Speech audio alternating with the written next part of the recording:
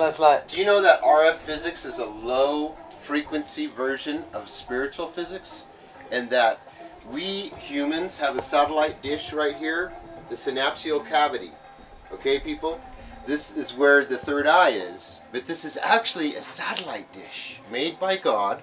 And you have a cavity there that you can wave trap cosmic information.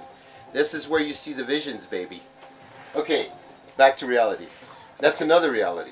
Okay, fifth dimensional. So can you tell us... Back to third. Can you tell us a bit about your background, what you were doing when you in your 20s and like... well, yeah, I studied RF physics and, you know, when I was 22, I worked for Quantic Industries in Sunnyvale. We did guidance systems, and the guidance system project that I did was the Jupiter Galileo. We did what's called interstellar hyperbolic physics. If you wanted to run Jupiter from Earth to Jupiter, 500 million miles... You mean the satellite Jupiter? Yeah? Yes. If you wanted to just propel that satellite to Jupiter 500 million miles, just like a physicist friend of mine from Serbia said, he got his PhD writing about the Galileo. I helped build it, and we had a long conversation at the NASA CASA facility in Colorado about this. And I'd always told people, you would need a rocket tank about the size of the moon to get this craft to Jupiter, if you hadn't figured out how to do interstellar hyperbolic physics, which is basically a slingshotting deal. You got Kepler's gravitational physics of squares for gravitational, spinning Mars around. Basically, we fired the satellite into a window in Ecuador, and that window, basically, we propel the craft so that it's coming up. Here comes Mars. Mars basically slingshots the craft in a vacuum because there's very little friction in a vacuum, practically zero.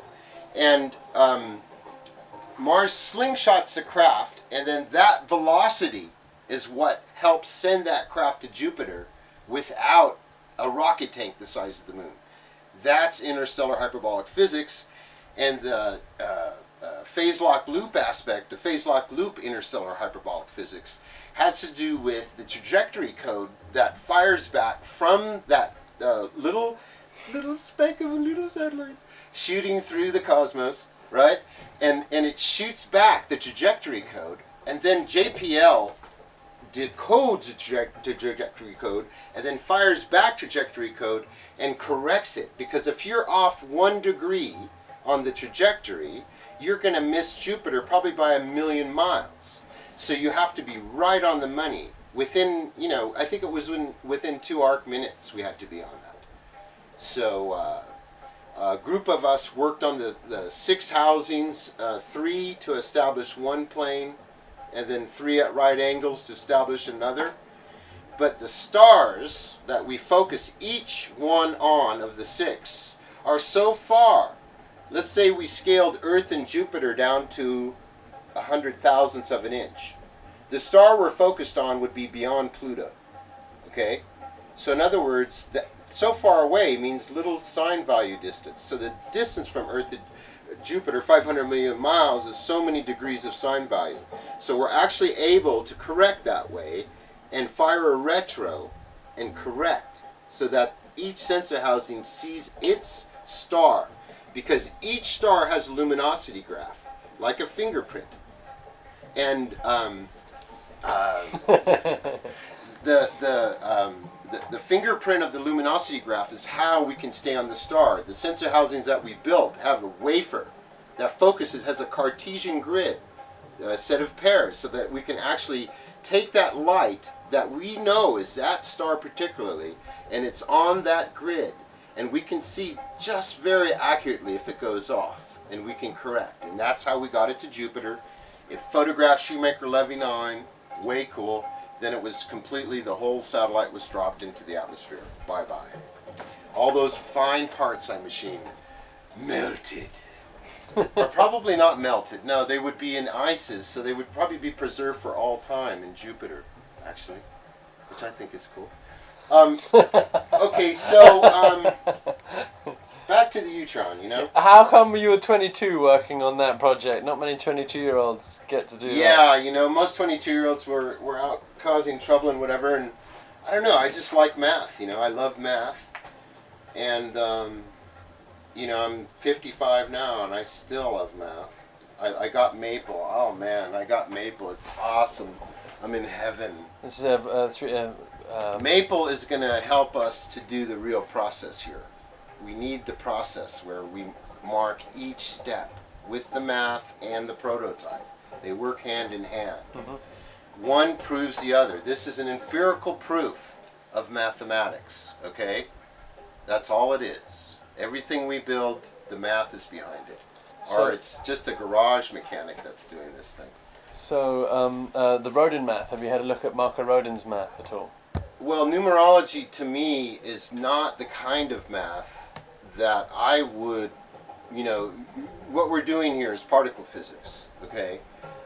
This sort of particle physics, you know, you really do have to do the math for it. I mean, the real math. You have to find out, you know, like, what's going to happen when you spin electrons in those circles and then they go at those various angles. You know what I mean? In the Stanford model at SLAC, they do a slight bend in the linear accelerator to bunch electrons together. But what we find is that when we spin the electrons through so many solid wires, there's vortices in the wires, and that's why I suggested using the Litz wire for the Rodin coil. And then also, by spinning them around like that, the electrons meet each other and start clouding. So I don't see how we can get the output on that device, on that geometry. Whereas this Utron was known to fold time and space. Now that takes a lot of energy. If you do the calculus, you do the quantum physics, it takes a lot of energy to get the 0 point and resonance. I mean perfect resonance. So the Utron, as I see it, has been proven is a device that we can use. It fits Nassim Harameyn's physics model, which is the double tetrahedron. This is our world, basically. This is our Earth. When I rang the coil with Kirkwood, it was around 5 megahertz. Nassim Harameyn says that he needs Marco Rodin's math in order to finish his work. And Marco Rodin's math was able to create the most sensitive antennas ever created and complete things in genetic modeling that could never be explained, to do with the electro... See, I haven't seen that math. All I saw was the numerology. I would like to see... I would love to show you and him should get chatting, because like the vortices and how males work is describing the vortical structure in like the lattice work behind reality. Like I'm not able to describe it, but he's seeing males into that. Males, Constantine. Yeah, he's describing the vortices found in the flow of energy, right? And in the structure of reality. And this is what the Rodin math is describing. Vortex-based mathematics is describing the paths of least resistance, which are these vortices, these nested vortices. Right, and then what happens in that device is you get it right in the center, right? Now that's what I would do with that device. Because of that, is I would spin a multipole magnet that's a circular multipole. I would put these in a radian formation circularly, and then I would spin a multipole magnet that I could actually charge with brushes, so that each one could charge at and pulse.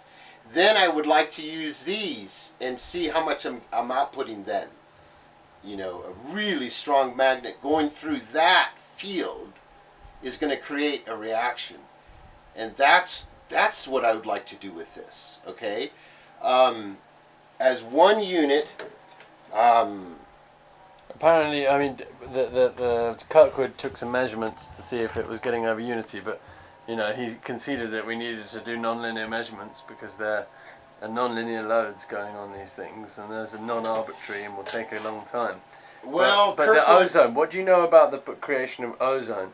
Because at the moment that's the only kind of phenomena that we can demonstrate with this that is arbitrary. Yeah. Is that it produces ozone at very low voltages. Well, ozone is just, all it's saying is that we're developing a very strong magnetic field. Mm-hmm. James Clerk Maxwell said that that magnetic field and the electron field are just at right angles to each other in a linear wave. But in a circumpolar wave, things change. And a person who really documented that well was Melvin Schwartz in this book on electrodynamics. When that field goes circumpolar, I think the math for this is beautiful. I think the numerology for it is beautiful. But what I would like to do with this is actually, run the calculus on it. I would like to model the matrice, the EM field matrice that this actually puts out.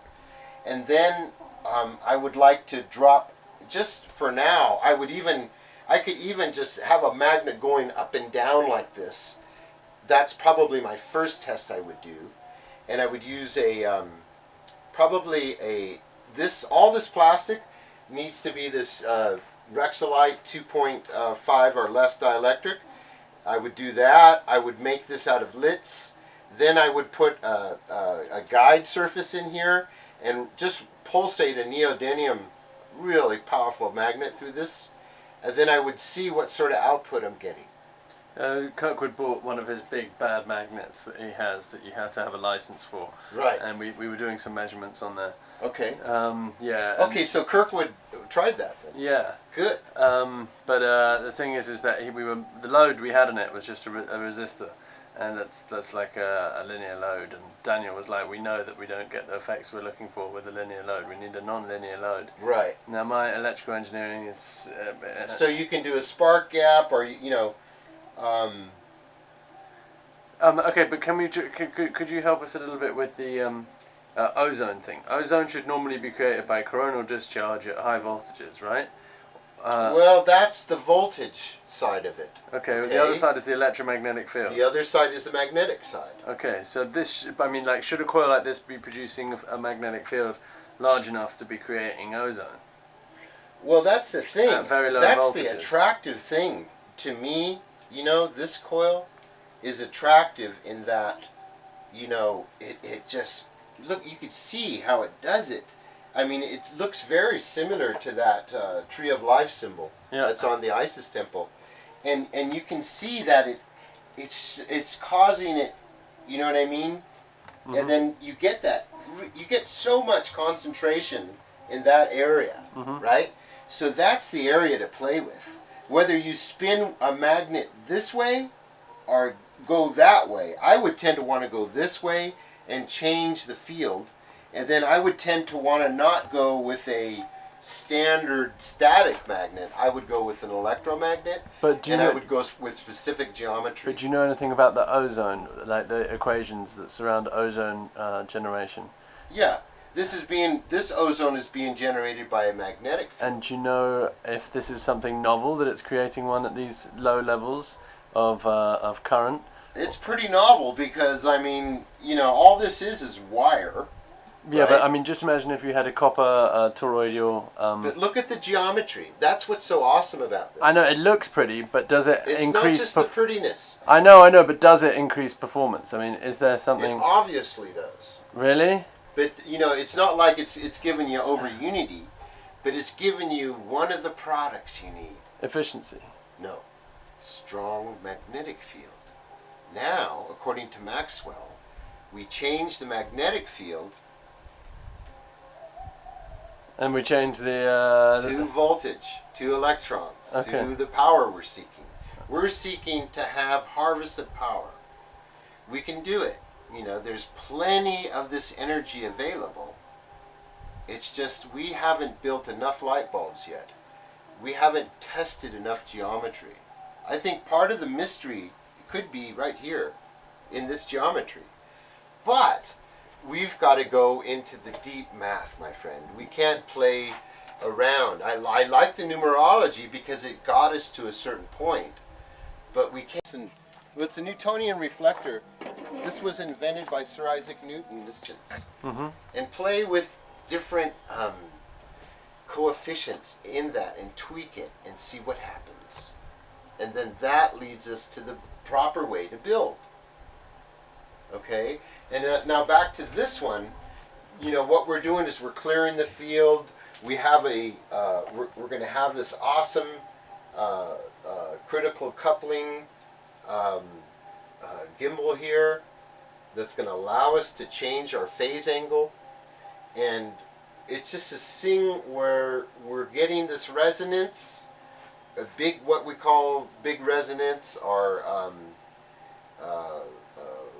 when you match the resonant field that the magravs of the Earth have, and then you have the same field generated here, you get a thing called standing waves.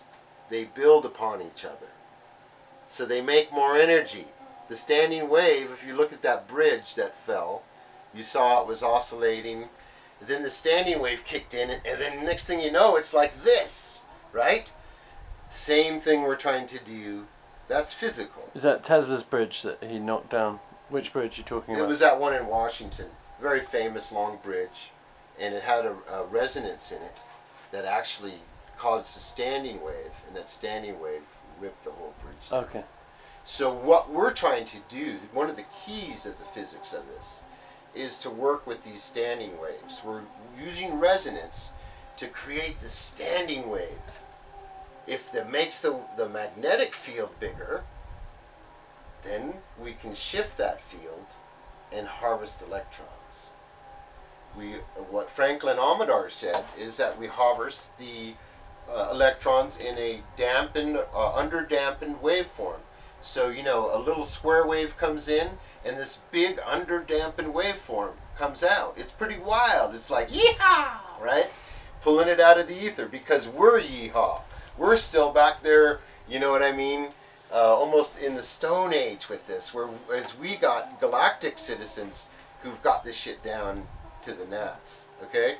So, you know, it's all about the oscillator, stability of oscillator to generate the standing wave effect at the proper resonance, so that you take these magnetic particles, build them, and then rotate them into electrons. And that's what this device does. And now we got that one reaction you saw, 5,000 volts out of 15. Kirkwood and I modeled this one, and this one should produce 30,000 volts out of 15 volts. The scientific power supply for it is coming in tomorrow. And then I'm ready to start working on this. As soon as I get the Henry value of this coil with the 3 feet of wire to isolate it, then I need a capacitor value, and I got a tank circuit so I can get an oscillation.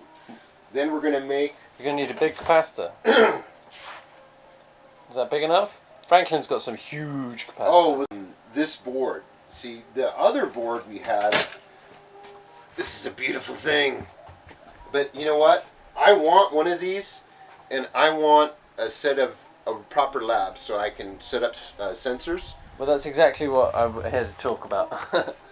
Cool. And then everything is documented. We're not wasting anybody's time or money, okay? Mm-hmm. No charlatanism. No, I'm not a salesman.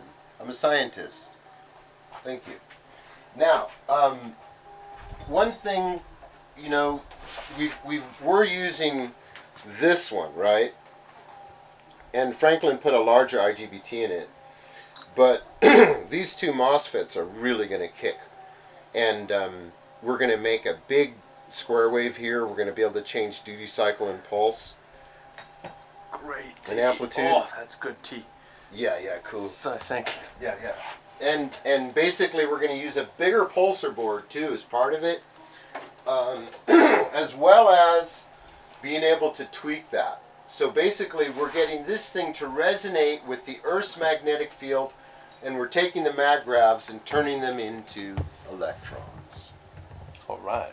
And it's all about resonance, it's all about stability of frequency and geometry. Like Einstein said, geometry is critical.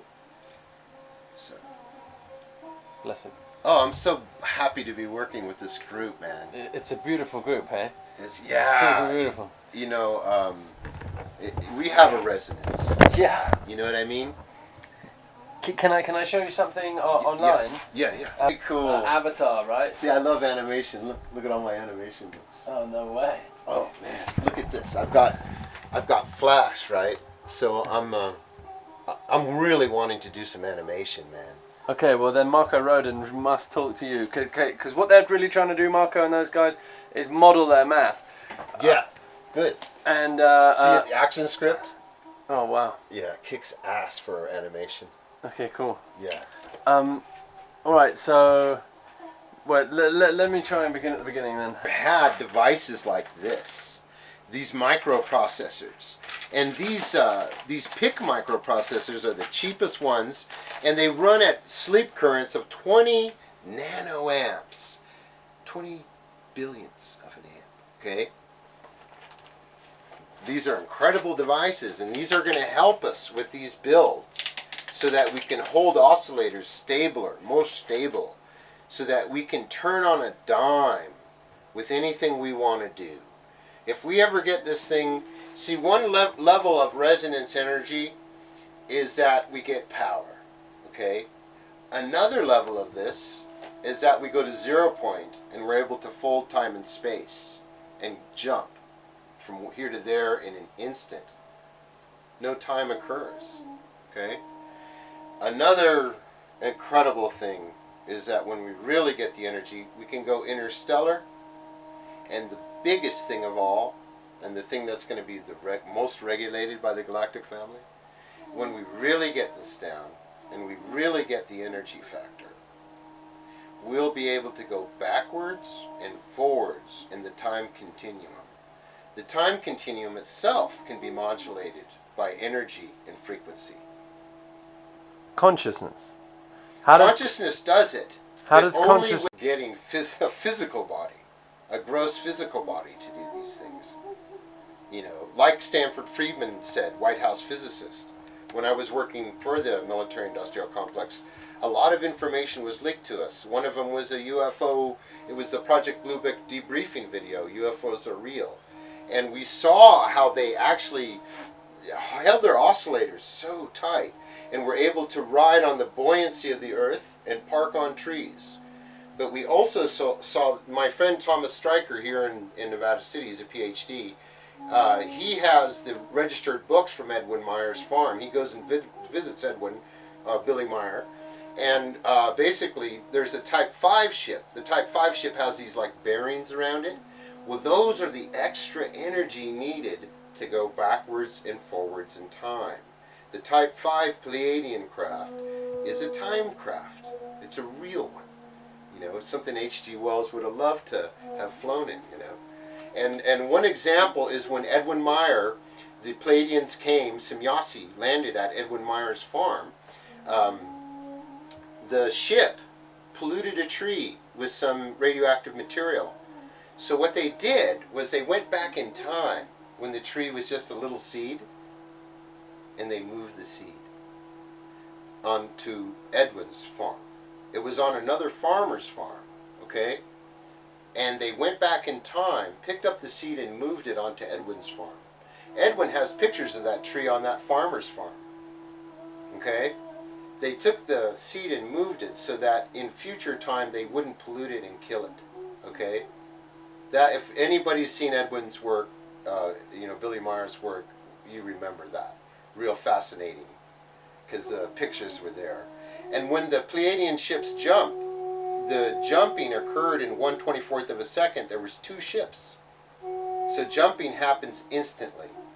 And this is a product of tightly controlled oscillators at just the right frequency with the right geometry. Isn't that essentially what is already our conscious organism? And We're already it, and so is our mother. Our Mother Earth is this already. You know, she is already has this incredible magnetosphere. Resonating with the sun, which is resonating with the center, which is resonating with the center of all centers. Incredible geometries are going on here. We got to give thanks for geometry. You know, So anyway, that's where it's at. Is that we have abilities to do things, and But how does that make sense, jumping through time and moving things? Because what about meeting, you could create multiple versions of yourself and have, isn't there just an infinite number of possible dimensions that you can slip and slide? you could really make a mess of things. Yeah. So it's tightly controlled time travel. Yeah? Yeah. There's so much, it's just like moving isotopes on the Earth. The satellites see them, you know what I mean, when they move. What? No, what? Any isotopes? nuclear isotope, if you move it, that little particle has so much energy that a satellite can see it. And we know when nukes are moving, okay?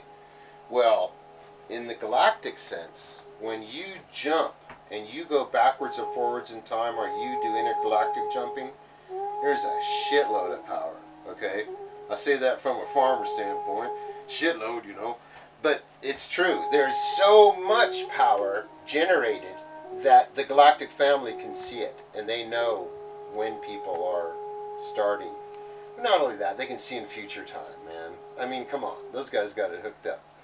We need to get our resonance up to theirs, and that's only through love and through helping each other. Serving each other is the only way. Okay, cool. So, And I mean that. okay, so Ruben has been talking to us and saying that he would like to use this foundation structure Yeah. to for this TV show that he's got, where they evaluate these technologies, and the ones that work, then they make into something, Yeah. and support it to come into being. And our team could really help him look at technologies, test them, and see if they're actually working or not. If they work, help them. Well, the idea is that the people vote for them, the ones that they like. It's kind of Mythbusters meets Top Gear. So there's our team of guys, and their guys are looking at it. I can show you the treatment. Great. And then Sounds like a lot of fun, man. it does sound like a lot of fun. So quickly, if you get on Skype onto that chat, Archetypal. It's written in Java, I believe. So it's just badass. It's encapsulated code. It's class structured code. It's just killer code. Cool. Java's some of the baddest code now. I used to write COBOL and all this, all spaghetti code, and you'd have to document every line, and then you get code sometimes that wasn't documented and try to figure it out. It's just a fucking nightmare. So Java was developed as an open source platform, wasn't it? Yeah, Java's one of the best languages. I love it. How many languages of this stuff can you speak? Many. Yeah? Yeah, I understand the computer down to the assembly code. I understand it down to the actual processor. So you can design languages for the hardware? If I had to, if I needed like lookup tables or something that were really intense, something like that. But I probably wouldn't, because you'd have to write all these mnemonics. I would rather just work with C or assembly. Assembly is what I really like. It's the biggest bang for the buck, and the code just runs better. There's hardly any overhead. It's like right above the machine language level. So I like assembly. A lot of people don't like it because you got to write for days, but I like it because when you get done writing for days, it works really well. So this is Maple, and this is where I'm going to start doing the math for these EM fields. Right here is, see, you can do matrices here. You can pick how big your matrice is, okay? The type you have. So basically, this is where I'm going to do the rodent coil. And then it's going to put out a graph and model it in 3D. And this is also where I'm going to write my paper on this. I'm writing a paper on this one. So I'll be able to do it, and I'll have all these fancy graphs, to do things with,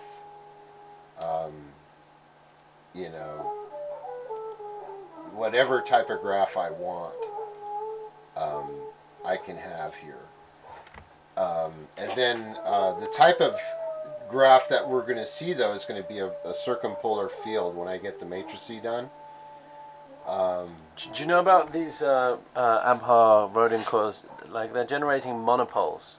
Which apparently don't exist in nature. According to Maxwell, if they did, it would only occur in one place. Right. So this is what these things are generating, is these monopoles. That's something which is kind of important. Which is cool. The search of a monopole has been going on for a long time. I would like to see it, though. I have to really look at it to tell if it is a true monopole. Well, that's. How can we test for that, please? Well, you know, a dipole, you have the two sides of it. A monopole is all happening in one area. Basically, what I would do with the coil is put sensors above and below and see if we have a differential field on this side. I would, you know what I mean? I would check it and see what the field is radially, what the field is axially. Okay? That's how I would look at it. I would use sensors, probably modify an antenna, something, you know, like we used to electro service. We used to use antennas, very specific antennas, and we would fire them at devices, and we would test devices for FCC emission. And the rooms we worked in were metal rooms, Faraday shielded rooms, so no signal came in. So any signal was from that instrument, okay? This is, RF physics is something I want to apply to this. I want to put sensors around the rodent coil at key places so that I can really see what's going on, what sort of energy I got. Especially I want to see what sort of energy I got right there in the middle. I know it's strong magnetic, but I want to see how the actual field, the EM field, the matricey field develops. Where's the strong part? Where's the weak part? Where's the plus? Where's the minus? You know, how does this field go? You know? And once I know that, then I can go and start tweaking the field by using geometry, by using electrons. I can change the field. So that's what I would like to do, you know, with something like that. So Randy says that these coils have never been built according to the math, actually as the math says it should be done. It's always been kind of approximated and guessworked, really. Well, I would like to put the precision in it. Yeah, that's what they're trying to do, and they just are like, look, we need. Well, you could do it. You just have to put a drag on the wire, or clutch on the wire, and then you make a machine that does the windings. I don't see the difficulty. I would basically use multiple spools. How many on a mathematical level, they have to do it first. Right. And that's what they're trying to do now. But they want funding, and they want to get a proper project with a proper team and a proper facility. And that's what I'm here doing. And there's the military people are kind of coming around because they're interested in this in the military aspect. Yeah. I design and build robots. And that's one of the things I would like to do is build a robot that would make the coil. Once we get it right, you build a machine that, you know, has multiple spools of wire. George, Marco's business partner, is working with a guy that builds toroidal coils for aerospace industry. He's got a whole CNC machining department that does it and specializes in electromagnetic fields. Then it's done. Okay, so they've got the people, but it's doing the math that they need to do. Doing the graphical side of stuff they haven't really plowed through the math to express this properly because they want to do it. That's key, man. Yeah, except there's like, you know, the head of Microsoft future operating system said this was the perfect language of this was perfect mathematical harmony that they were seeing. Yeah, it's noble. He wrote this. It's a noble, you know, math. He wrote this artificial intelligence algorithm with it, and has patented it. And I've got that all on my computer. I could show you if you're interested. Yeah, okay. I'd like to see that. I'll show you. G.S. Sachdev. I go down and study with him. He lives on. Well, I shouldn't tell where he lives, but he lives in San Rafael, you know, and. Sachdev, you know, is a great musician, man. You know, let me grab the Bonser here. I could play a little, maybe. This is the Bonser I got from Sachdev's builder, Jeff Whitaker. See?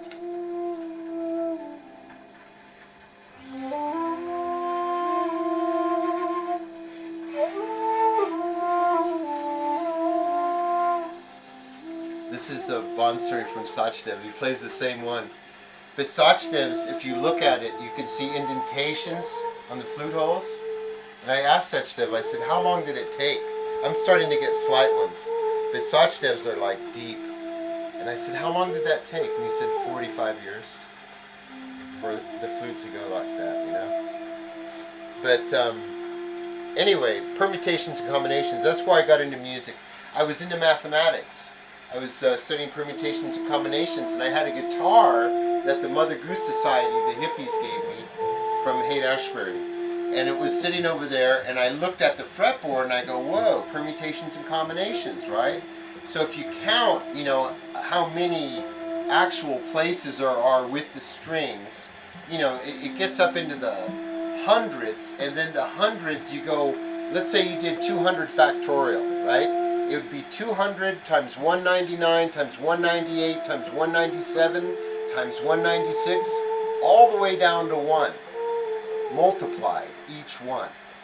That's a huge number.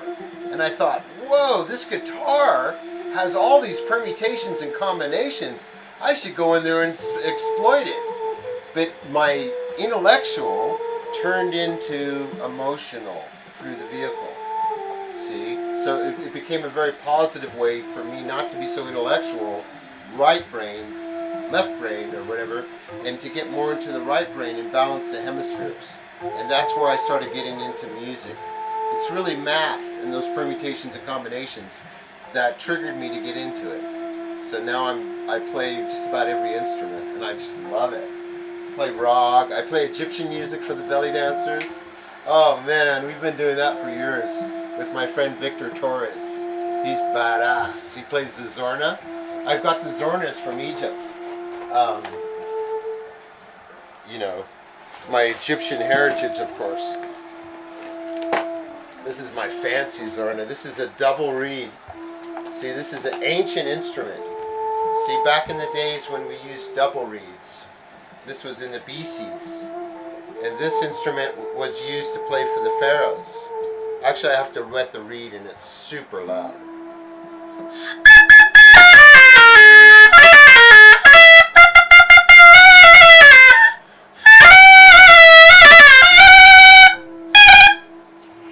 This is an instrument that we play with the belly dancers. And then I play the Doomback. I've got this one. This one's from Syria.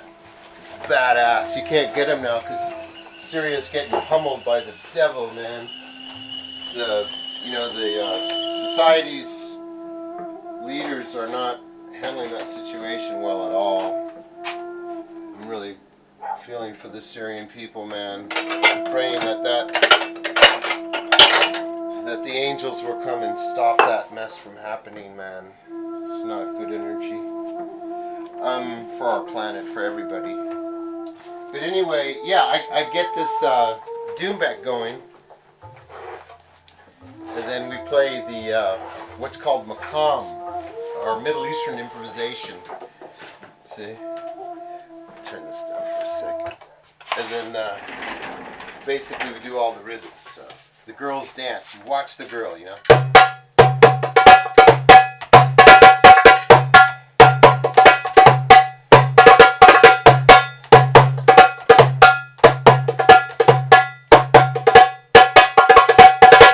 You know, and the girl dances. And it's an old style, man, of music. We call ourselves ancient music that never was, you know. And but we play all the ancient instruments. Victor plays the mizwiz and all these instruments. He plays the skund bagpipe, the Sumerian bagpipe. You know, this is the sort of thing we're into. And then there's the rag, which is this instrument. And this is where you mellow out, you know.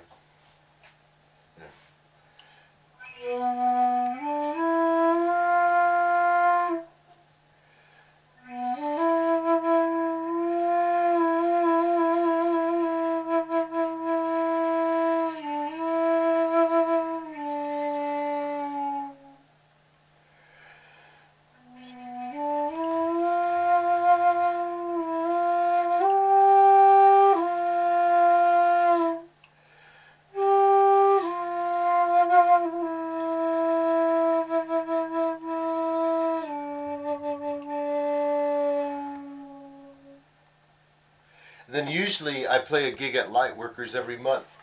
So I get my phone, and then my phone has iTabla. This is so badass, man. And I put it through the PA. This is so killer, iTabla. So I play the Lightworkers gig with this. Let's see. Since the last, yeah, there it is. So this is the Tombora. Now the Tombora, you hear the Jawari is the buzz. Now you hear the osh. The osh is that wow. It's a ring modulator. That's what the Hindi music's really built around, is ring modulators. And the overtones, you know, we can use these, some of these oscillations to make energy, you know. There's things we haven't even done yet. I mean, there's so many, because the sort of energy we're doing is revolved around the harmonic series like music. Imagine just playing the Bansuri and powering your house.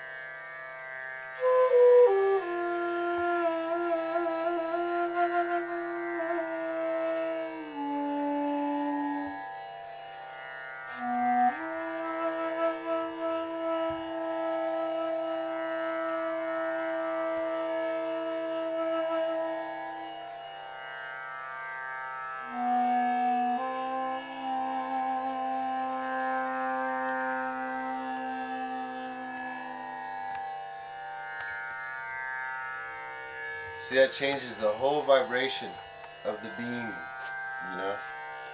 That's why I love music. It's just the vibration into the heart. You know, get away from this, man. This is the big tricker here. Don't stay here too long. Remember, this is the big intelligence. Yeah, so... The heart communicates more information to the brain than the other way around. And you look at the heart is 9,000 times more powerful electromagnetically than the brain. This is very important realization, because our whole world has been so much from the brain, you know. Press this button, that response, you know. The heart is so nonlinear and different than that. The heart, you know,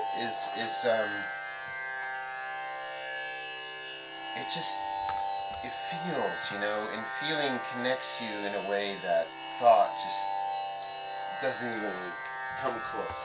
You know what I mean?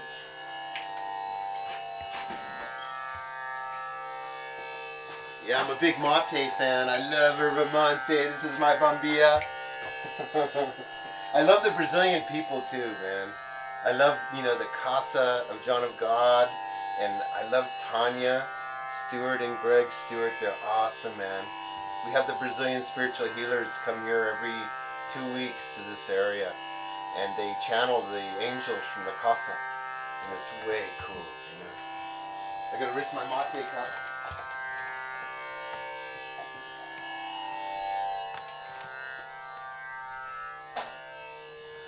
Yeah, in just a second we're going to get out this big telescope of mine. Charles, I'm going to fire up this cool, like, astronomy toy for adults called My Sky.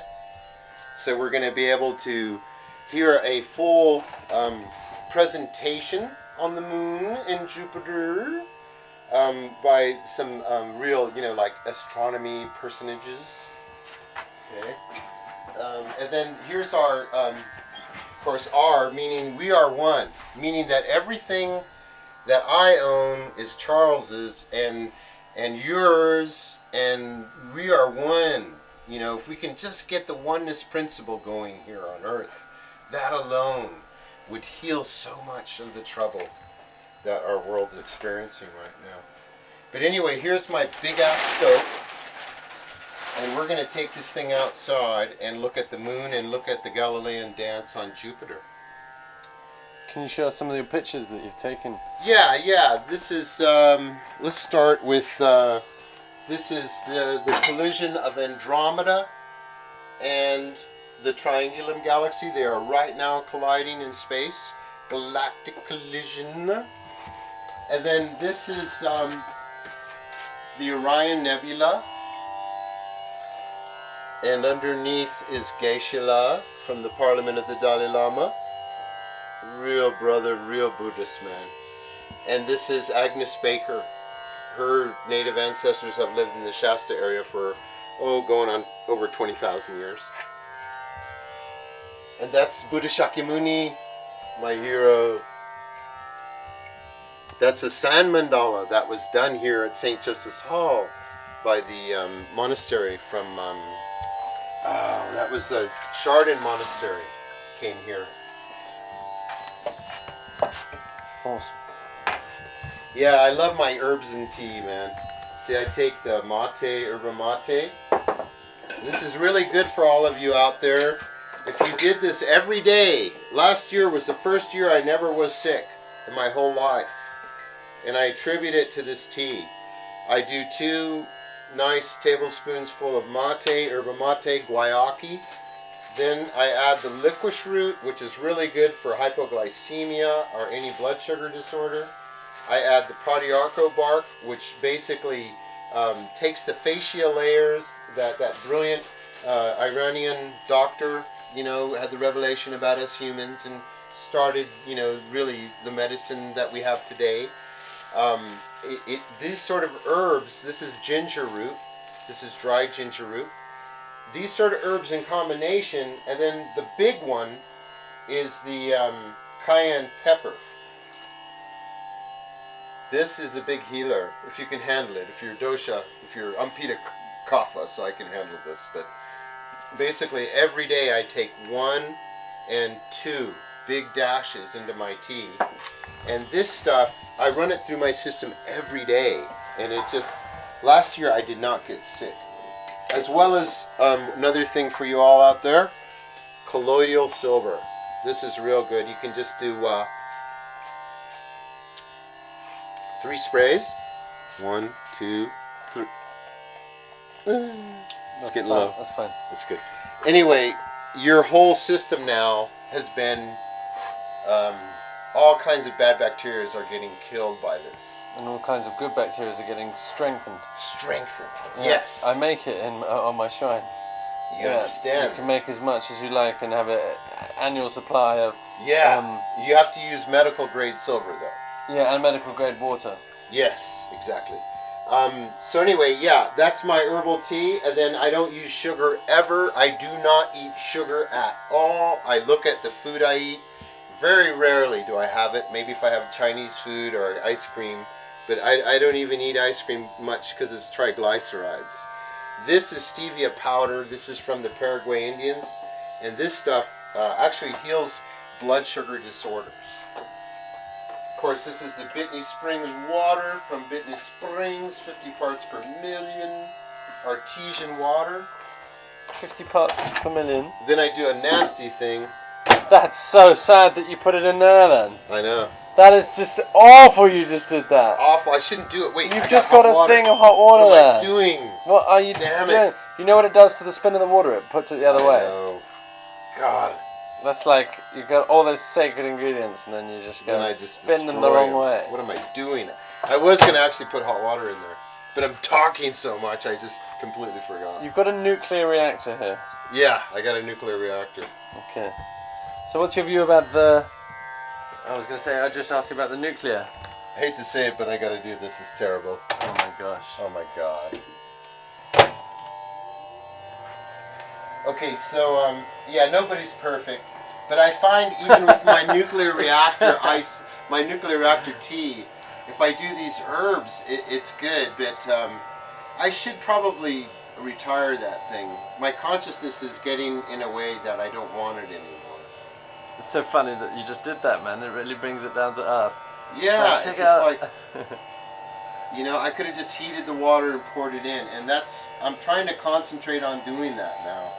It heats it up so hot, the water, though, like that, right? Yeah. Yeah. It's bad ballet. Bad ballet, Dan Aykroyd, you know. Bad ballet. Go away. So, Bad ballet. Yes. So who are you making music with then in the area? Oh, Victor Torres. I used to play a lot with him. His brother makes amps for Carlos Santana. Dan Torres. He's an amp expert. I think he. Oh no, maybe it's someone else. And my friend Ben, we're rehearsing reggae. We're doing all the roots reggae songs from the 80s, you know, that are just full of heart and love. You know, Bob Marley, Gregory Isaacs before he succumbed to drugs, and you know, that's the sad thing. You know, Rastafari, you know, Rasta should never do drugs. Rastas are supposed to only eat vegetarian and be vegan. So there's a lot of phony Rastas out there, you know. So and it's sad, you know. Does smoking ganja count as drug? Yeah, if you do it every day, you know, ganja is a narcotic, just like anything else. So Bob Marley? But, you know, like the Jamaican report said, you know, it's not like the ganja hurts you. You know, the Jamaican study found that they have been smoking for, you know, some of them 40, 50 years and are fine. And then we're finding out that the ganja leaves actually can be made into wheatgrass, and it actually heals cancer. So, you know, marijuana, ganja, whatever you want to call it, is a real powerful, good substance if you use it correctly, just like anything. We grow hundreds of acres of hemp in the UK. We grow hemp houses, car parts for BMW, superfoods, and build the soil with the very little toxic chemicals used in the whole entire process. Hemp is amazing what it does. And hemp was made for us by God, and for these companies to sequester us, to allow people, you know, humans have a genetic receptor for cannabis. So we've been using it for a long time to build a genetic receptor, you know, and but I think it's not good for the youth. I think the youth can really get unmotivated if they use it too much. That's what I've seen. And stumps their maturity level, you know what I mean? So it's good, anything in moderation, whether it be the microwave, marijuana, or music, you know, whatever it is, you know. That's what I like about my life, is I have a balance between science. I get into the science and I start, and I go, whoa, we've got to get back in, and then I just, okay, get this thing out, you know, and I'm just like, okay, let's get back into the heart space here.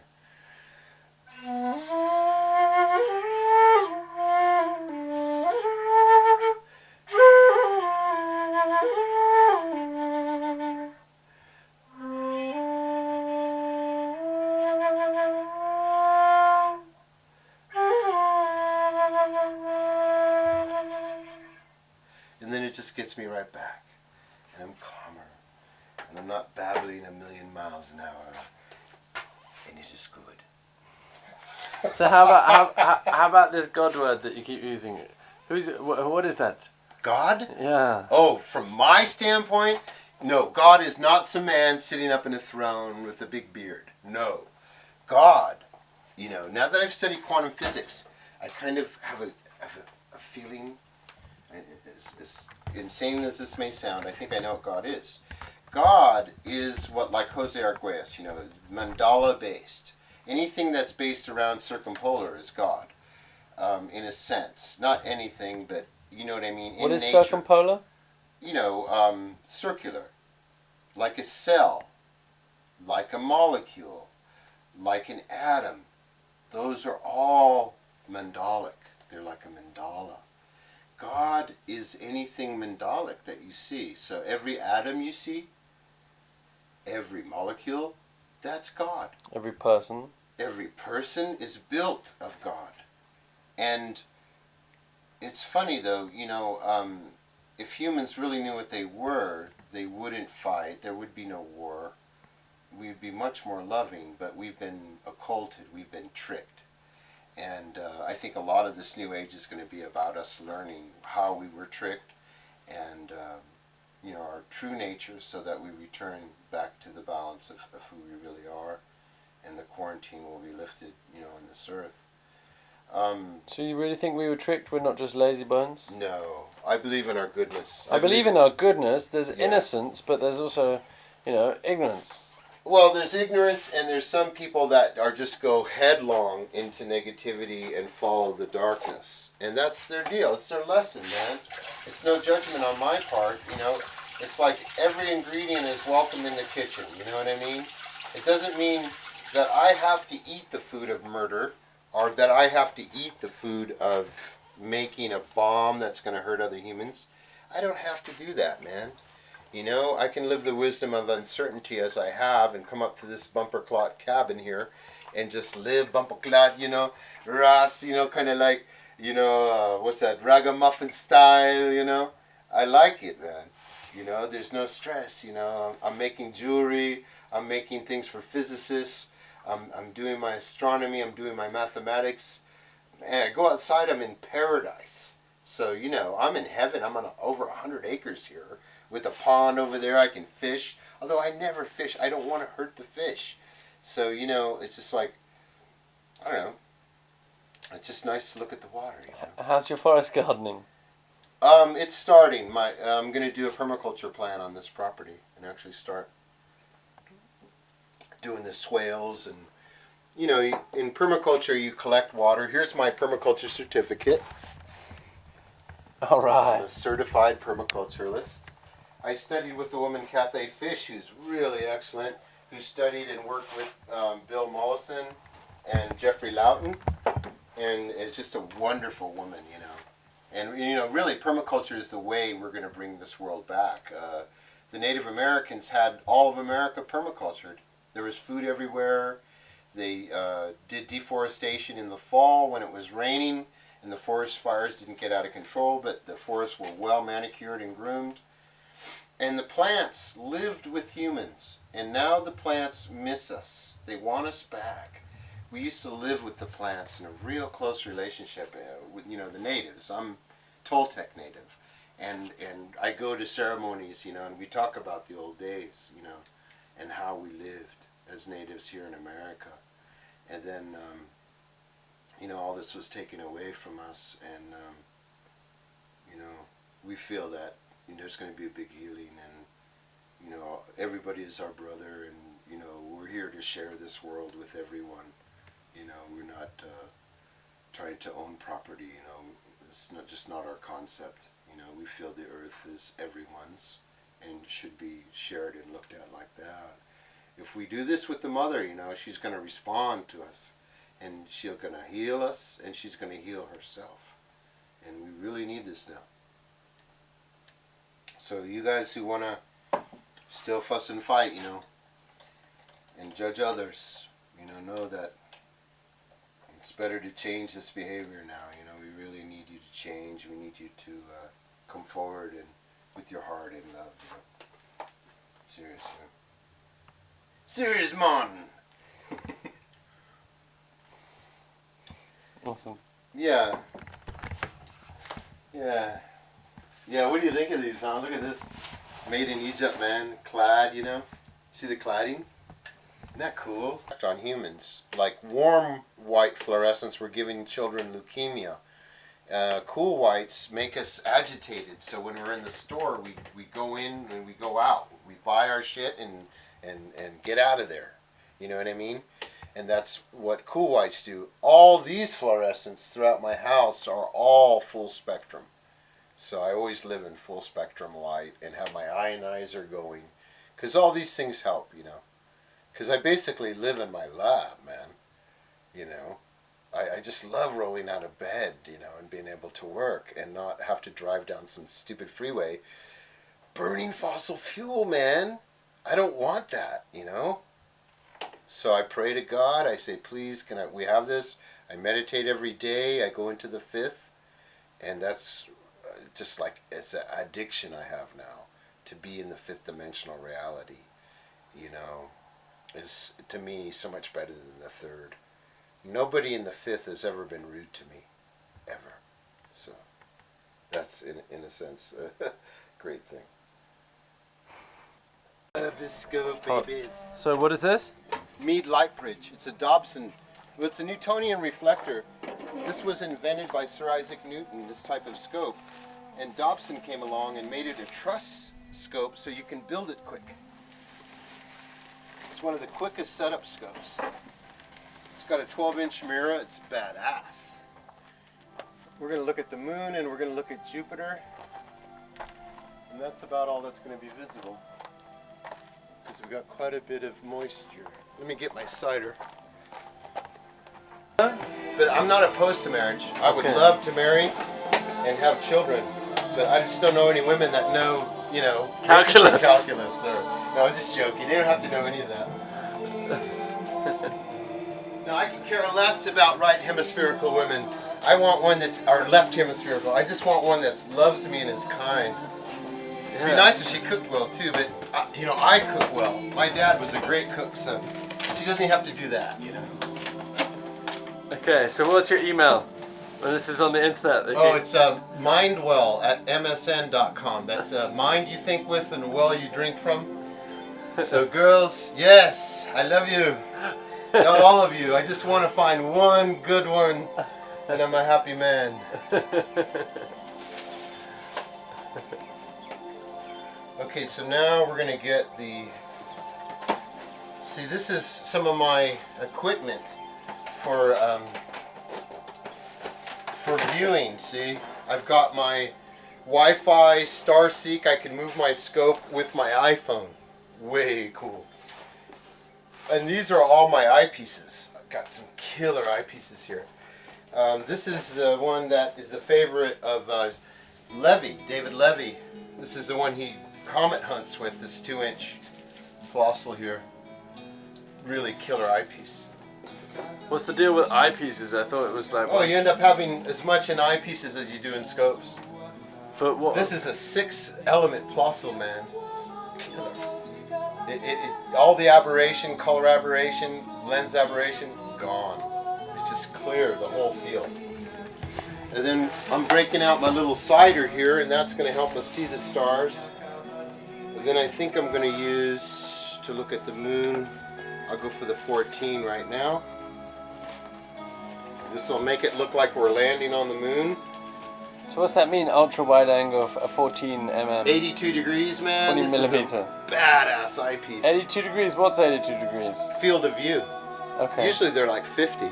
Okay. So these are expensive eyepieces, man. I love them. Yeah, meat is the shite. Meaning it's good. Wow, we'll be able to see the Galilean dance and then the moon. Seriously big pine cones out here, oh my god. Yeah.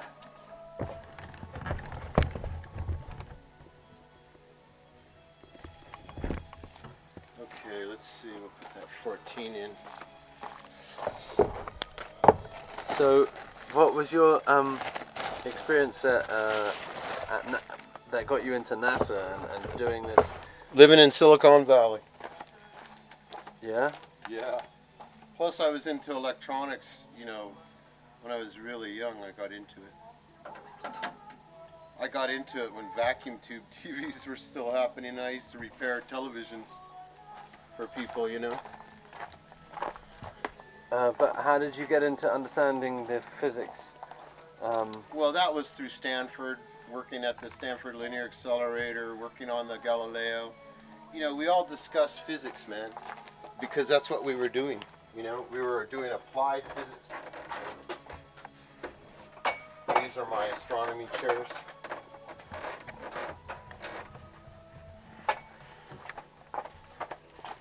Thank you. Okay, pretty soon I'm going to have to kill the light and then go into red light because then it'll preserve our night vision. The thing is so bright, man. Look at the moon. Okay, I got it right on Tycho, the big crater, Tycho. Oh, I love this Gregorian chant. There you go.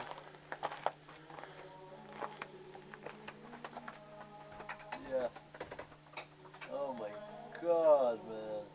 Whoa, I just moved it. Well, I keep moving it. Unless it keeps orbiting at sporadic rates. I moved it by mistake.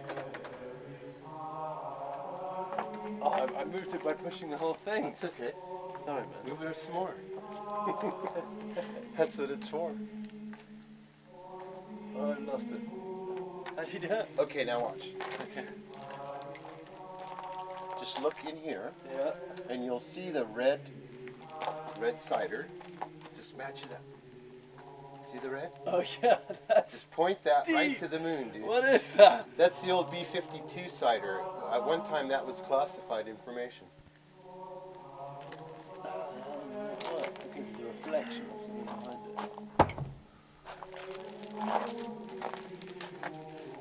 Okay, it's out of focus now.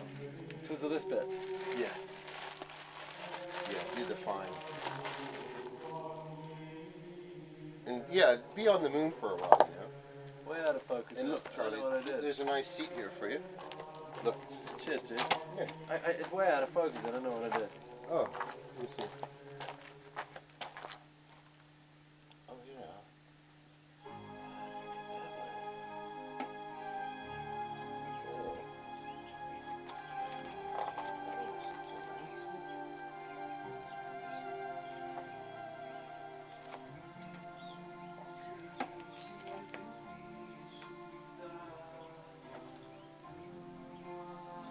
Oh, there. Oh, I see. It was just the clouds. You were trying to focus on the clouds. Oh, shit. I'll put in a bigger magnifying power, but right now you can see Copernicus, Tycho together. Apparently there's a time where you can check out oh dude, that's deep. I've never seen the moon. You're kidding. You never seen it? No, I don't think Oh, so. this is magic then. This is great.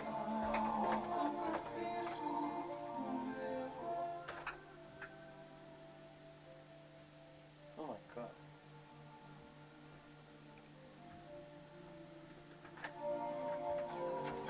Here. This will make it so that you have the height done.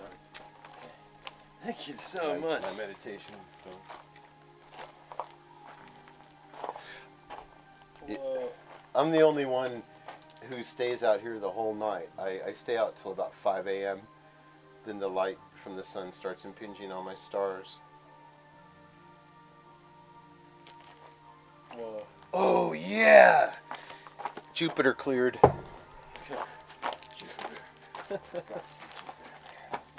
We'll go back to the moon. It'll be there, don't worry.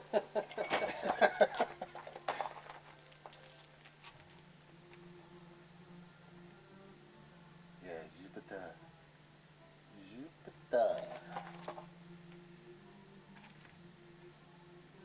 Yeah, now we'll be able to see the Galilean dance.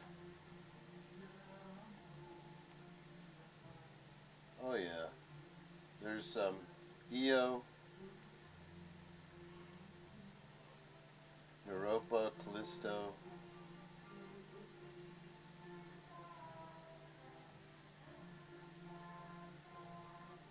So there's Jupiter. I'm going to use a higher magnification though. And then I'm going to use a special filter and we'll be able to see Actually, Oh my god! yeah. That's Jupiter. It's not far away. It's a hella far away. Ah, it's close. Yeah, but wait till I put the bigger magnification. Then I have to It's get not that far away. It's... Yeah.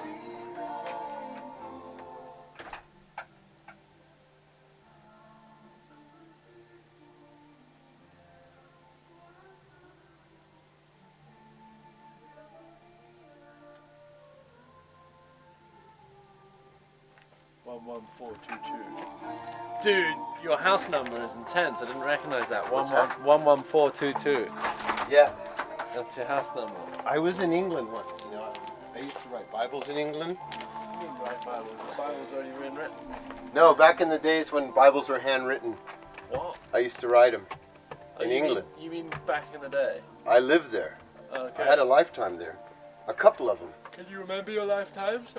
Only what I saw when I did the regression. You know, when I went through the Akashic record, the Akashic tunnel. Ludi Francesca from Glastonbury. She's a metaphysical doctor. She had the bluest eyes, man. And she was the one who took me back into the Akashic record. That was fascinating, you know. Have you ever been?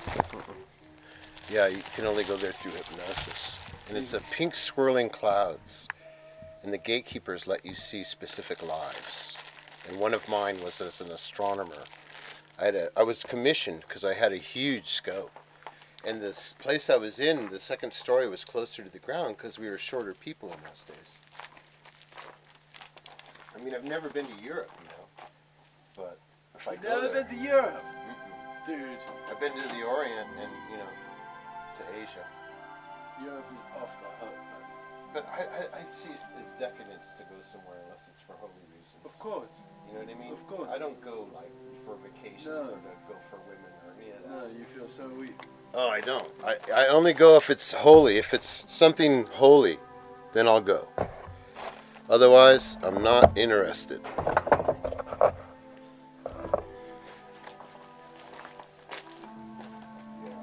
Geshel's into that too, man. We got money, you know. You know, from the Parliament of the Dalai. Okay, yeah. So, He's way cool. He's such a good man. I just had Gian call him about that fish raising idea. And that's what they, who's raising fishes? Gian was thinking of it, but Geshe corrected him. You know, because it's extinguish suffering. That's how Buddha said we can extinguish suffering. With the Eightfold Noble Path. Yes. The Four Noble Truths go like, you know, we suffer. There's a cause for suffering. There's a way out of suffering, and there's a way towards the total extinguishment of suffering, and those are the Eightfold Path. The Eightfold Path leads to the total extinguishment of suffering. And of the cause of coming into being. Buddha said he'll come until the last sentient being leaves this earth. That's some of the most hard I've ever heard. That's the Mahayanan tradition. Yeah, Mahayanan. Yeah, there's the Vinaya, Mahayanan, and the other one. The three. The oldest, where the language is that the Buddha spoke is the Pali. Pali language and the Theravadan tradition. And they say that the Buddha takes Nibbana, he no longer incarnates after he takes Nibbana. Yeah. And then the Buddha also says, he who sees Nibbana as emptiness will not know Nibbana. But he who sees Nibbana as the source of all conditioned formations will surely know Nibbana. And it's like any path that we can call a path is to recognize that we're already in Nibbana. That is the path. We must practice it. Yeah, I try to keep it simple. I'm not a strict Buddhist, and I'm not ever strict to anyone. Always very liberal, you know, because I feel that's the way really God is, you know. God never excludes everybody. A lot of my friends are always, oh, this person, they did this wrong, you gotta exclude them, you know, and I'm like, that's not what the man thinks, you know. But Do you think there is a personification? Or is that just a reflection of your... Here we are. Do you think that's funny you say that? Because you're sitting in the vehicle of personification. Yeah, so that's why we personify. The whole universe, right? Yeah. And we're these blips. Persons. Where all the universe is in us. Yeah. The whole thing. Recycled matter from galaxies. That's what we're made out of. It's incredible. If you were awake just one moment to what we truly were, it'd be fascinating beyond belief. Just one moment. One moment. Eternal love, forever in every direction. Yes. More energy than all the suns that ever have been and ever will be. It's like Spock said, you know. Fascinating, Captain. Fascinating. I love that stuff.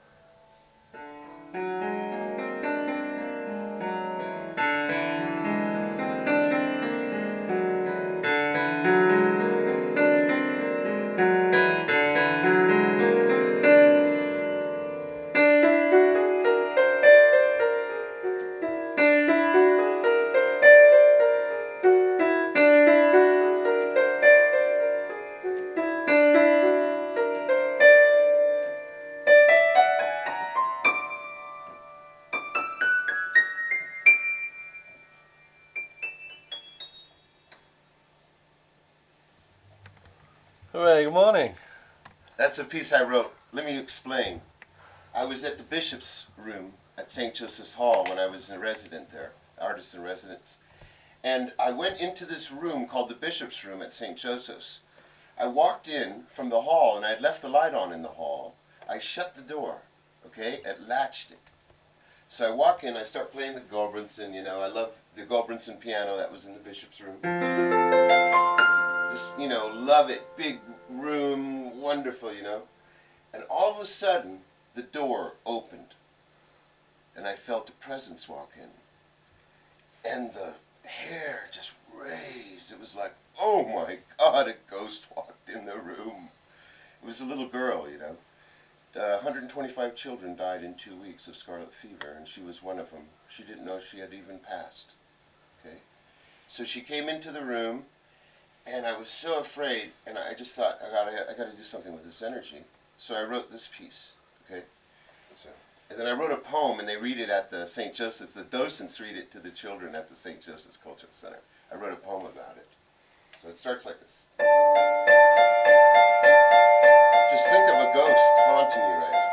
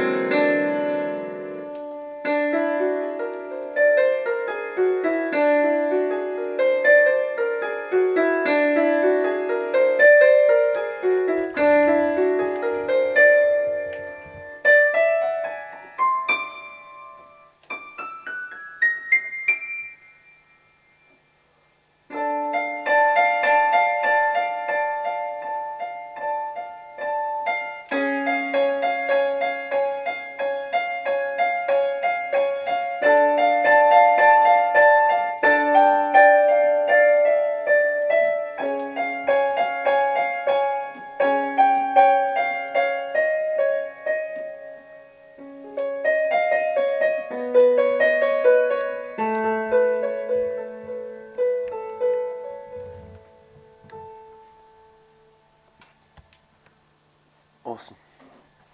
Thank you. Thank you. They used to call me the Phantom, you know. That was my nickname at the hall. Daryl called me that from London. The Phantom. Daryl's way cool. That's deep.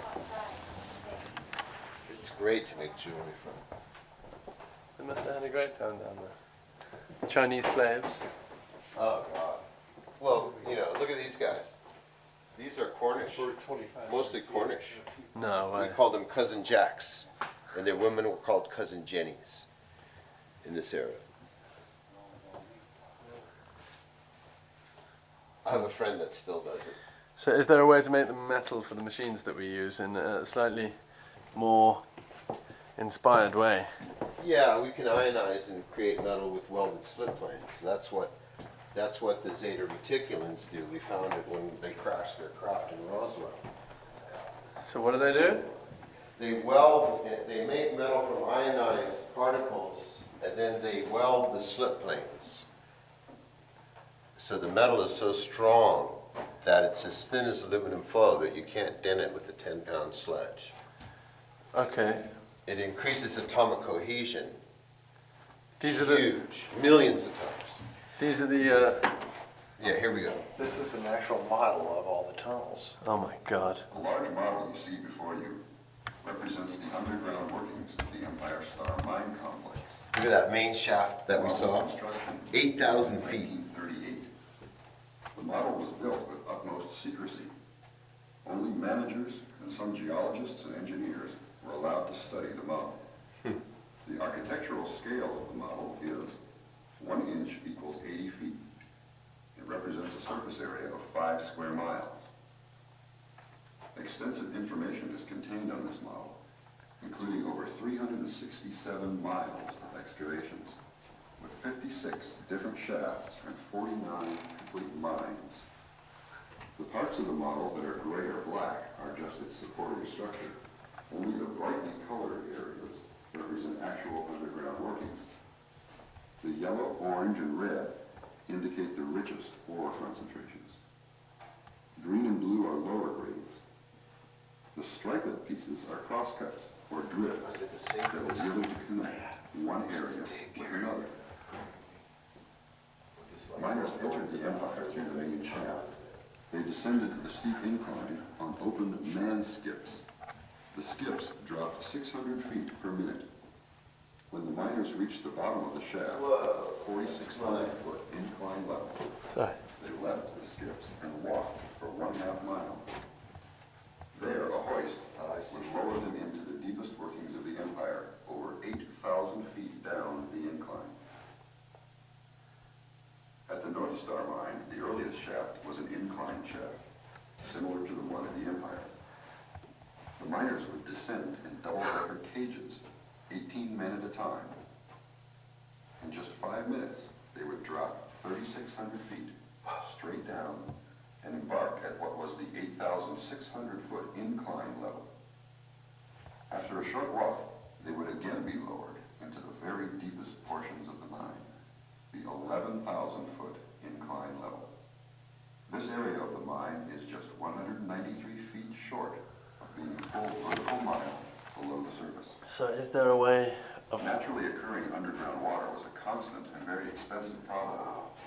The pumps poured out 2,100 gallons per minute at the surface, is there a way of getting swelling the local streams and rivers. water, I mean getting metals and materials, It is also the subject of this larger scale model. like in the way that It was involved Kesh in a is famous lawsuit creating between the proteins Empire Star Company in the exchange of magraves 1935. into Water from the bowl energy. drained into the I mean, we're incline definitely not there yet. I mean, you're talking to stop alchemy. this flow. As far as we know it as humans. The You know what I 3,000-foot mean? level of the empire. But we do have beings in our Place. vicinity, you know, galactic citizens that have that technology. Because when Roswell crashed, we saw it in their metal. I saw it. You know, UFOs are real. You've explored that stuff? Well, I got to see the Project Blue Book video, UFOs are real. It was leaked to me by a friend of mine, but the CIA pulled it out of my house. The mine ceased Really? operating Yeah. in 1956. Yeah. But it was really cool. I got to see everything that's happened. You know, we've had about 5,000 times visit us. Below the surface. It was including one that's non-corporeal. It's just a glow in the middle of a green ring. 26 deaths occurred in the Empire Star Complex. Whoa. Very few of those deaths were attributed Hey, should we go check outside? Yeah, let's go. Oh my god, this is so intense. Well, they marked, the Safeway store in town.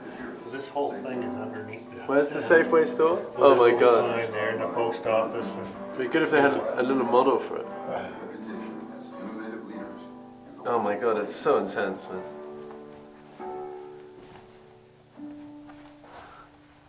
Can't believe people came and did this stuff. Look at this. Cyanide vats. Oh my god, what was that for? God. That separated the ore, separated the gold. Yeah, And then they'd smelt it into the toxic bars. legacy from all this stuff. Oh, Cyanide dude. and mercury Yeah. in the waters around here. And Yes. So you were talking about the Zeta reticulans. How are they creating the materials? I mean, like, they're not mining, are they? Well, I guess if you get in space and you get into the rings of Saturn, you can get quite a lot of an ore quite Well, easily. You don't have to mine your own planet when you have a ship that can take you to others. That's for sure. And if you're mining something that's dead, right, you're not hurting anyone, really. As long as you don't destabilize the planet, you don't destabilize other planets around it that have life. You know what I mean? So really, you're going to see when we get interstellar travel, we're going to be kind of like Blade Runner, Yeah, but we still upset the ground when we take its materials and minerals and stuff. Yeah, to create it out of thin air would be awesome, But I'm not sure that's doable, because you think of how metals are created, our solar system is an inverse centrifuge. The sun is the gravity. Usually centrifuges I built, like for Beckman instrument that we put on the space shuttle, those centrifuges spin inertia outwards. So it's centripetal. Centripetal, but the way our solar system works is the momentum goes inward. So our heavier metal planets and rock planets are close to the sun inwards, and our bigger Jovian gaseous planets are way out beyond the asteroid belt. So that's the centrifuge effect of our solar system. So to get metals, you have to go through a process. Our universe, by its laws, has to go through this sort of process. Like a black hole, right? Well, yeah, like according to Nassim, black holes are in every cell, every atom. Exactly, and big bangs. So that's really what we're describing and using, isn't it? Well, we're using the energy from, we thought that the Big Bang was one event, but now we know that Big Bangs are going on all over the universe. So what happens is a black hole blows out matter. It sucks in matter in the event horizon up to a point, and then it blows it out and creates a universe, which is pretty incredible. Something which... Check it out, get a shot of that path, the brickwork and stuff. That's something which Randy's vortex mathematics is showing us how the black hole. Okay, it's these that you see in black holes.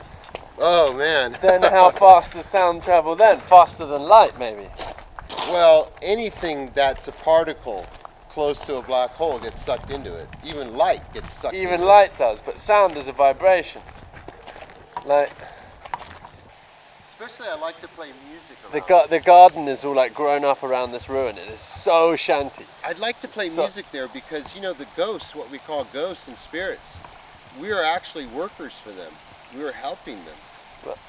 I've been to this one castle, Berry Pomeroy, supposed to be the most haunted castle in the UK. Whoa. I've never seen spirits before, right? I'd never actually seen one. I'd lived in haunted houses, had all sorts of crazy stuff happen, but I'd never seen something. Yeah. I was always just a bit scared. Okay, so we go into Berry Pomeroy and look through this old ruin. It's so picturesque, and this gnarly old thing in the middle of Devon. These hills are like this. Super ancient, rounded granite hills, It's a shield plate, one of the oldest plates on the planet. It's always been there, right? But this is like just gnarly, deep valleys, really steep hills, very round. And at the top is this old castle, and we go up to the gate, and it's just filled with spirits. just like midday in the village at like at noon, just beings. It was called Bourne's Gold. William Bourne owned this, and we won the Telly Awards in entertainment for it. I have the movie. I'll show it to you sometime. All local actors.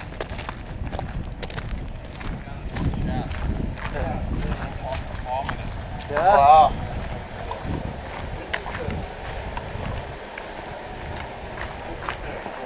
Take a quick peek in here.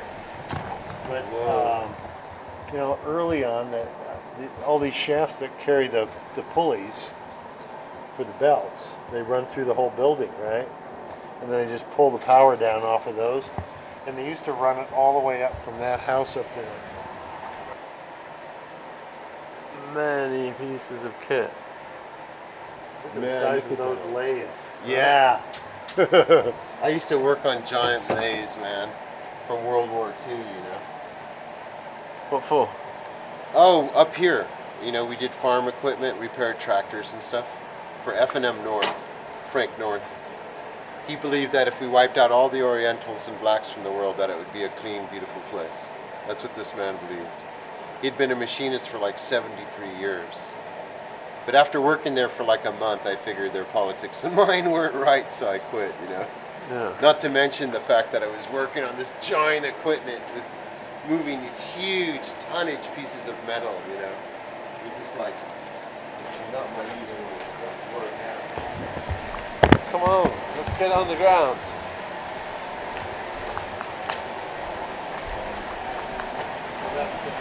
That thing used to go way up, and then all dismantled because it was unsafe. So Wow. it smells nice and fresh down here, doesn't it? And loaded onto the trail race. I guess I should have brought a This is all new here. long shining flashlight. Gary, wouldn't you say the concrete looks new? But the railings look old. Yeah, how long has it been since you were here? We had this in here Oh, have we had it for a for a while? while. But, They did it well. my flashlight isn't bright enough. to Most go all people, the of way course, down wouldn't really care about God. They just needed to feed themselves, right? Yeah. To the electric motor. You know, as you can see, you're dealing with magnets and coils, and then it's being driven by a steam motor. See that steam, the boiler, then it's driven right there, and that's where that rotor is spun. And then you have your armature, you know, as your secondary, and you're generating quite a bit of voltage to run this whole place with that one installation. So I That's thought a mini power plant. I right thought there. Tesla invented the electric motor. I thought it was Faraday who invented the electric motor. You know, it's a big famous thing. Tesla's always like, and then I had it. But that's what I've heard. Well, Maxwell laid out the equations that, you know, allowed us to consider it. You know, that we can change magnetism to current. Well, the corollary here is, are you sure that's a generator and not a motor? And it's pumping the motor? No, that's a generator. That's a generator. For sure. And it's not for pumping air, because this is the air. I'll tell you why, because consider, if they didn't have a power plant here, they had to have their own. So the way to do it, what source do you have that's unlimited? Water.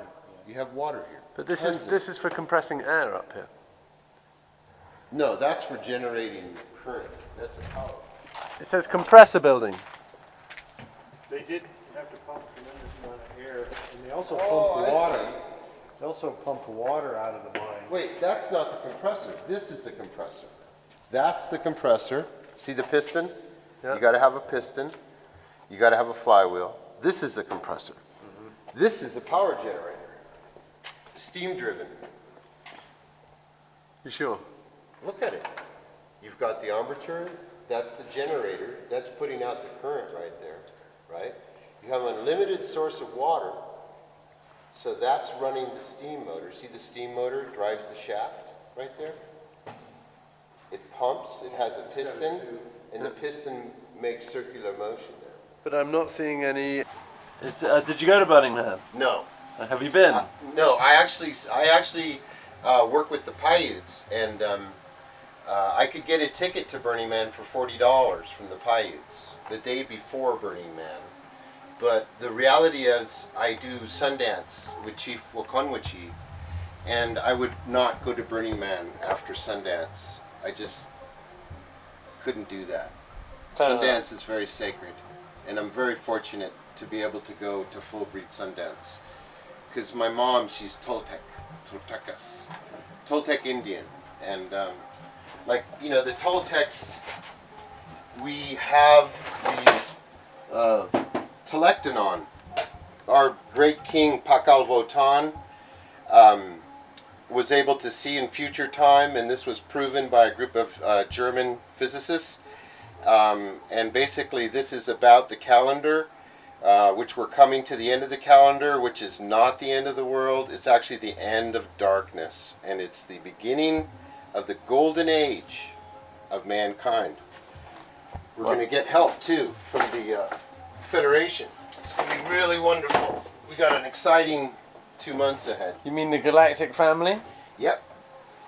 Our quarantine's going to be lifted, and we're going to be, I guess the God says what our internship in the darkness is come to an end. Our intern.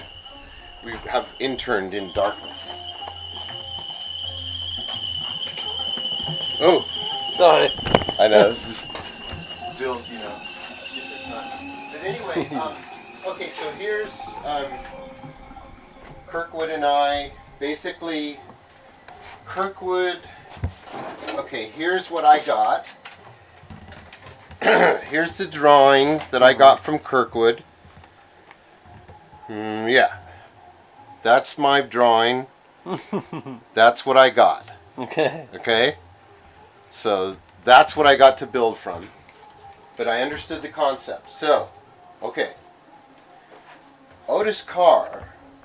I don't, you know, when he did the Utron and had it in the trunnion and did the OTC, and it reached 0 point and disappeared and traveled 10 miles, folded time and space.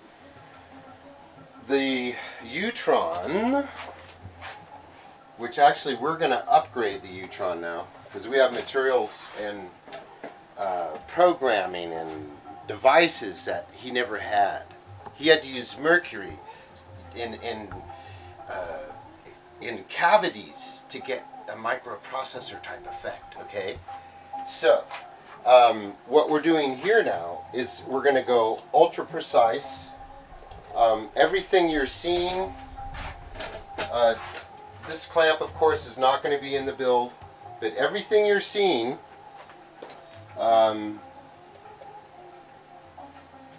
Those are 45-degree angle ones. see, here's the deal. Okay, the Utron's going to be about there. So everything you're seeing, let me get out of your way, is going to be about, see the 3 feet mark? Yeah. I got a couple inches of clearance on that 3 foot mark. Okay, so we are clearing the whole field for 3 feet, 360 in all directions. There is nothing that is over a dielectric of 2.5. This is the physics that we're dealing with. We cannot inhibit the radiation of the EM field through the Utron, or we will inhibit the ring of potential that we're trying to harvest. Okay? So there's nothing blocking the field now. Before we had field blockage. It's a miracle that we even got the reaction that we got with that field blockage that we had. But we actually did get a really good reaction, which actually I have right here with my mother's Thanksgiving video. We got a reaction for sure. What is this? That's Franklin and I and Mike. Oh, that video. That's it. So this is the Utron banging out more energy than... It's a weld arc. It literally... 5,000 volts is what we got out of 15 volts, 0.3 amps. And how many amps did you manage to get out? Franklin knows that one, but I know it was 5,000 volts. Okay, so that's our first reactants, and notice the Utron was straight up and down. We used that little RM cybernetics oscillator. We figured out through Constantine Mail that we have it backwards. You know, we're running, I think, a quarter wind into a half, and we're getting feedback, and it's frying the pulsar circuit. So now we're figuring out what to do to stop that. Okay, so we have a complete field. Nothing blocking the field. That's going to allow the Utron to emit. When the Utron emits, we've got this wonderful Litz wire, ultra-stranded wire, which is going to sink more current than solid wire could ever think of. And then, let's see, let me have to do it like this.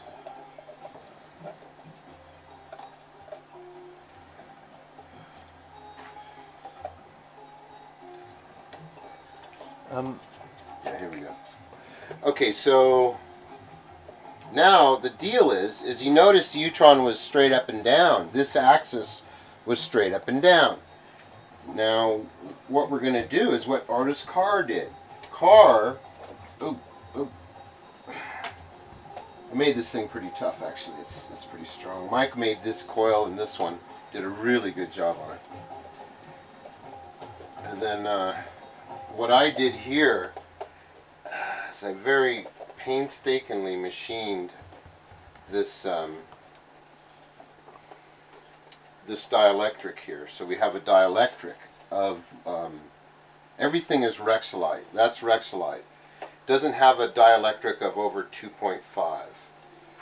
So now what's going to happen now is we're going to do a new thing with the Utron. This is what Kirkwood was suggesting. Yeah, and this sort of thing is what happens. You know, when you know magnetics, very similar to Hutchinson. Okay, remember Hutchinson? Mm-hmm. The Hutchinson effect. Mm-hmm. I'd like to meet that bro, man. He's really cool, right? Mm. So the thing is with Hutchinson, it's the same thing. When you're doing things with inductors, it's always good to have a gimbal where you have an inductor tweaking around a set of inductors. What we're going to do here, I'm going to actually put this real nicely machined.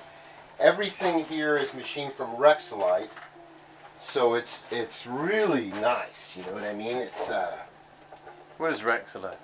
Rexolite is a really nice plastic that allows you a dielectric of under 2.5.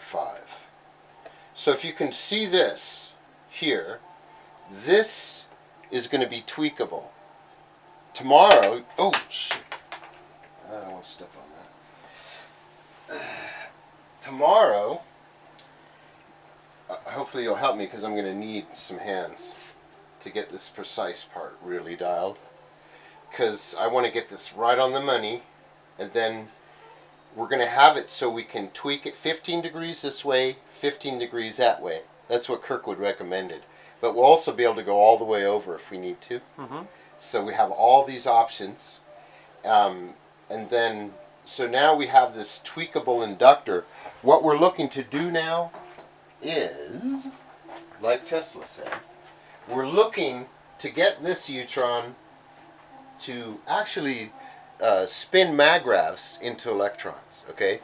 So what's happening is we have this special inductor, and that's going to critical couple. It's called critical coupling. Same thing Hutchinson was doing with that unit that he had, where he was just tweaking the inductor just right, and then the thing would levitate. Or the metal would turn to a puddle of jelly, and something would just sink into it, okay?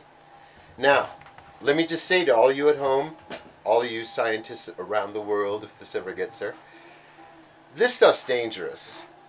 If you could imagine, if you can get an effect like the Hutchinson effect, and you can turn metal into putty, imagine what that could do to your body. You don't want to be close to these things when they emit the field. You know, you don't really want to be here playing around, okay? there's ionization is occurring, and your body doesn't want to be around that. Ed from the Coral Castle, he tried to put steel soles on his feet, but still died of cancer because of the emissions. So just know that EM fields are dangerous, and it's better to have some sort of meter to read your field to make sure your field is not so strong that it's going to hurt you. I had a friend lend me a tri-field meter, just something to get a reading so you don't get hurt. And it's better to put the sensor in the area and read it remotely if you can. So now we've got the thing tilted very much like Carr. You know, if you notice Carr, he had this going on, but he had this magnet like this that they were spinning through, okay? The trunnion was rotating. I want to re-engineer that and make it solid state. I don't want to use trunnions, mercury, anything that could cause the field to collapse when humans are in that thing. Or we're going to get another Philadelphia experiment type accident, okay? These fields cannot collapse. They have to be very stable. Our oscillator has to be on the money and stay on the money. We can do that today, you know, but we couldn't do that just 40 years ago. We couldn't do that, okay? But today we can do that because of programming, because of microprocessors. So we're going to be able to really get this thing tweaked perfect so that basically